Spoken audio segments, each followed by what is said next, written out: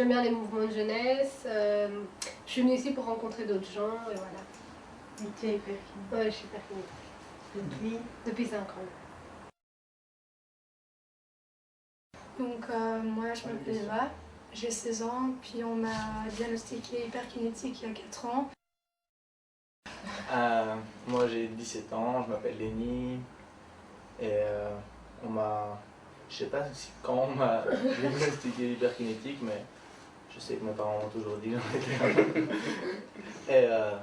Et voilà, mais maintenant je le suis un peu moins, je suis juste un petit nerveux. C'est à moi là? Moi, je m'appelle Kevin, j'ai 17 ans, je suis aussi hyperkinétique, je ne sais pas non plus depuis quand je suis hyperkinétique.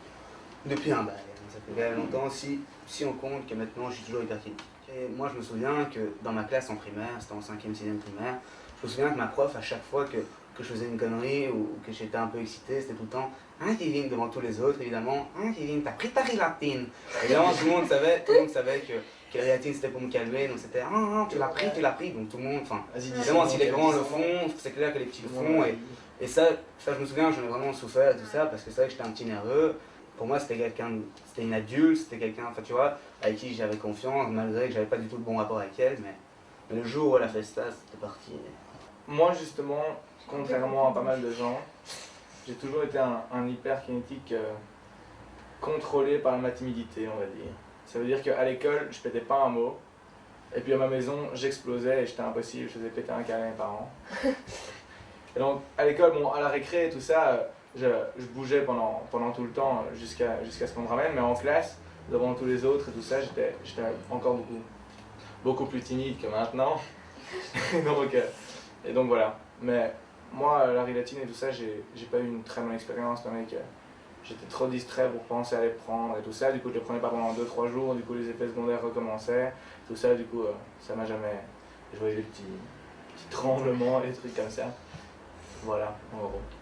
Moi je commençais à prendre la rilatine parce qu'on voulait me renvoyer de mon école à cause d'échec en comportement. Et c'est vrai que j'ai un prof qui m'embêtait avec ça, mais sinon j'ai pas eu trop de problème. Quand on est en primaire, ma prof savait que j'étais hyperkinétique, donc elle disait oui c'est bon Eva, elle peut aller courir dans la cour de récréation quand elle fait les maths si elle a besoin de courir. Or que maintenant à Jacquemin, jamais on m'aurait laissé sortir de la classe pour aller faire le tour de la cour. Moi aussi c'était surtout en deuxième primaire quand j'ai raté ma deuxième.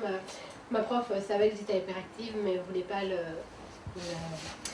l'accepter et donc elle m'a fait doubler mon année pour ça parce qu'elle me déchirait mes feuilles comme ça devant moi et tout, donc j'ai pas supporté. Puis après j'ai changé d'école et ça a été mieux, mais je suis toujours restée hyperactive. C'était en deuxième primaire? Oui. Et pourquoi elle te déchirait tes feuilles? Parce que c'était pas propre, parce qu'il y avait une petite tache, alors...